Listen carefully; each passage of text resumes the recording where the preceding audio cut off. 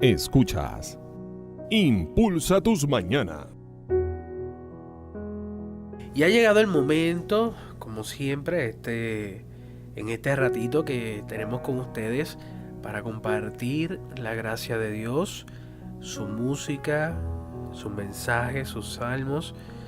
Es hora de escucharlo a través de la palabra, a través de esa palabra que, a pesar de que ha sido escrita con miles y miles y miles de años, todavía sigue siendo de gran bendición para cada uno de nosotros, que diariamente la escuchamos, tratamos de ponerla en práctica, porque sabemos que buscar de Dios no es tan fácil, pero no imposible. Así que con la oración, con nuestras fuerzas, podemos hacer lo que el Señor siempre nos pide. Y la palabra de hoy es tomada del Santo Evangelio según San Marcos. Al salir de allí, atravesaron la Galilea. Jesús no quería que nadie lo supiera, porque enseñaba y le decía: el Hijo del Hombre va a ser entregado en manos de los hombres. Lo matarán y 3 días después de su muerte resucitará. Pero los discípulos no comprendían esto y temían hacerle preguntas. Llegaron a Cafarnaúm y una vez que estuvieron en la casa, les preguntó: ¿de qué hablan en el camino? Ellos callaban, porque había estado discutiendo sobre quién era el más grande. Entonces, sentándose, llamó a los 12 y les dijo: el que quiere ser el primero debe hacerse el último de todos y el servidor de todos.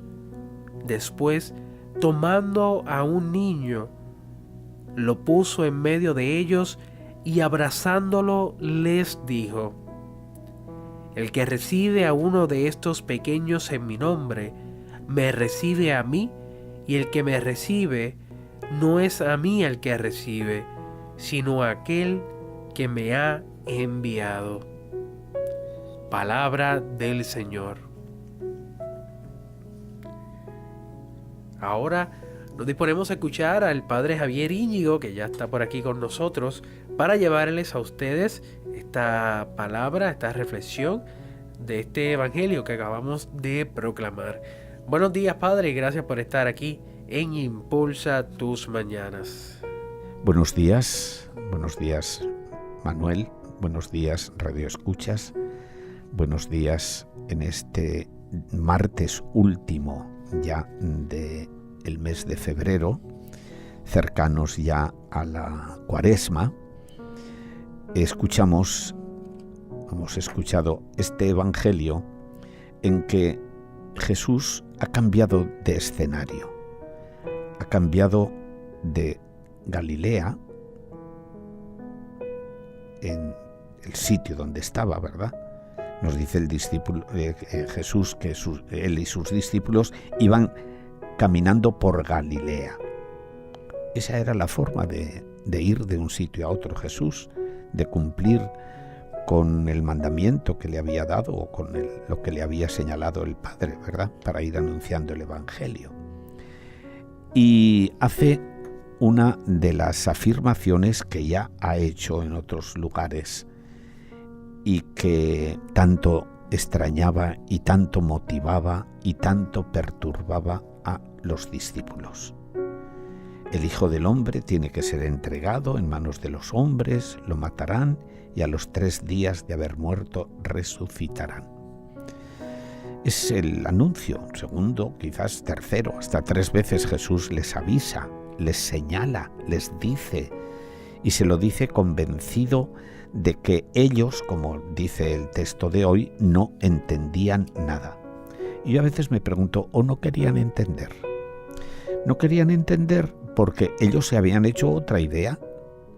Estamos en Galilea, con mucho éxito. Jesús pasa por todos los pueblos, pasa por todos los lugares, y ahí se les habría insinuado la tentación de, ay, y con esta persona tan famosa, ¿dónde estaremos colocados nosotros? Y claro, no entendían, porque ellos tenían otra idea de Jesús.